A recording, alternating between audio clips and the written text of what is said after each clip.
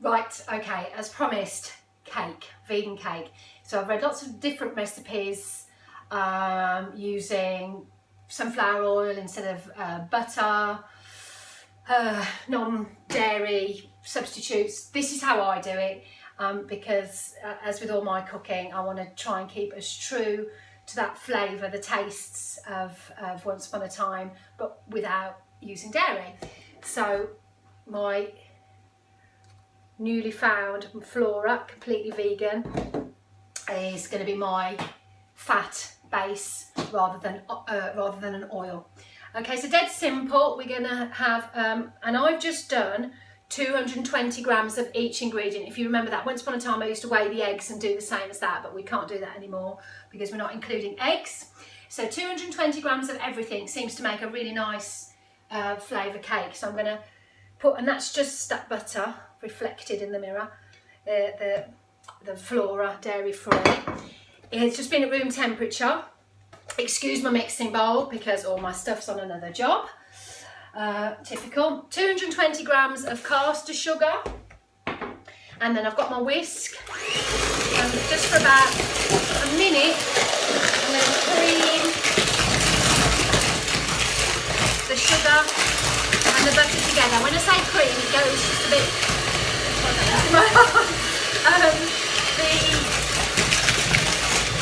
it goes like a quite a light colour, but I never spend too much time. I know some people are perfectionists and spend a lot of time getting a really nice light and fluffy. Okay, I'm going to just do it quickly for the purposes of this. So creamed, that's the caster sugar and the spread. Then we're going to add, I would normally add my eggs, but instead of that, I've got my aquafaba. Now that is, as I've mentioned in other videos, that's the juice that beans come in, or chickpeas. I've used cannellini today because I've just put it in my Moroccan stew. Chickpea juice has got less of an odour. Try not to be put off by the smell. It all goes when you do the cooking. But treat it at the same, when you look at it, when you pour it out, it's the same as egg whites. So that's how I treat it, and I whisk it up for about 30 seconds. So it goes a little bit more like frothed up egg whites, meringues, and then that's my egg. Okay, so I'm just gonna quickly mix that in.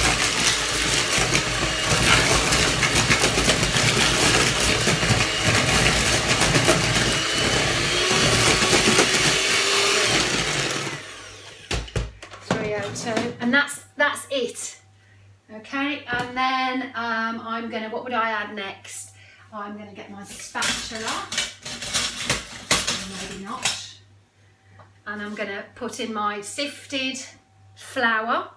Now I use plain flour, so it just seems to give a bit better rise with baking powder. So 220 grams of plain flour with 2 teaspoons of baking powder. So I'm just going to put that in, and with my spatula, here's one I made earlier. No, I am just going to fold that in, nice and gently. You fold it in, you don't whisk it all in because you want that air to stay in the cake, and that's what's going to give it the rise. Now at this point, if your cake feels a bit stodgy, which mine never does, but if yours feels a bit heavier, you can just put a little bit of one of your milk substitutes in. Almond milk, I would use my oat milk. However, it should be, I'm going to take some out, I've got nice clean hands, and it should be like a nice cake mixture. What you used to eat when you were little, you know. And then, so that's my spread, sugar, aquafaba, my chickpea juice, and then I've got some vanilla extract, just for the flavour. Put that in, and that's going to go into a pre-greased tin. Use your spread, and I'll do that in a bit, because I now want to show you the delights. So here's one I made earlier, so you can see how lovely it's risen. The only difference I ever noticed, I've just cut that in half to show you, it's just a bit moister using the aquafaba rather than the eggs, but you can't smell it, you can't taste it, it tastes exactly the same. So I've just done it in a loaf tin. You do whatever tin you want, like I say, all my other stuff's on another job. But make sure when you've cooked it, you leave it to cool for at least 2 or 3 hours. If you try and take the cake out of a hot tin, you're gonna come a cropper. So leave it for a good couple of hours till it's nice and cool, and take it out. And then when it is cool, you can just slice it in half, ready for the filling. So I'm going to do a lemon drizzle, because that's my favourite cake. I'm going to use some of my spread for the buttercream icing. Now, obviously, initially I thought, oh God, margarine, I'm going to be able to taste it. Vile, you know, because it's the nice thing about buttercream is the nice taste of butter. However, this is how we get around that one. So I'm going to mix some, and I've just got a couple of tablespoons in there. Just put some icing sugar, and again I say I'd use a couple of tablespoons. I think you're right, Sammy, I think I need a backlight to show you how it's, and I'm just mixing it in, icing sugar into the spread with a fork, a little bit more. So 2 tablespoons of spread, 2 tablespoons of icing sugar. And this is nice if you've got the kids, you know, to get them to do this bit. When I'm working at one of my houses, I always let the kids do the buttercream. So it goes into sort of, I wish you could see, a nice, like a gritty buttercream consistency.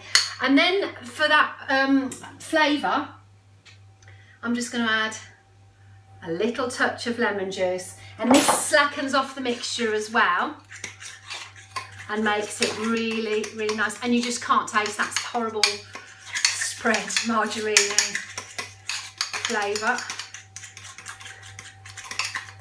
Licking it over myself. That's the buttercream. Just delicious. And then, so I would put that into the middle of the cake. And then for the top, lemon drizzle, I've got some icing sugar, but you still can't see. I've got icing sugar in there. Couple of tablespoons and some lemon juice. Be careful with the lemon juice because you don't want to put too much lemon juice in, but you want it to be a drizzle. Okay, and then that's your lemon drizzle for the top. So buttercream in the middle, lemon drizzle. I'm running out of time, so I'm going to carry on with this later. But let me know how you get on, and I'll give some to my little tester now and take some pictures.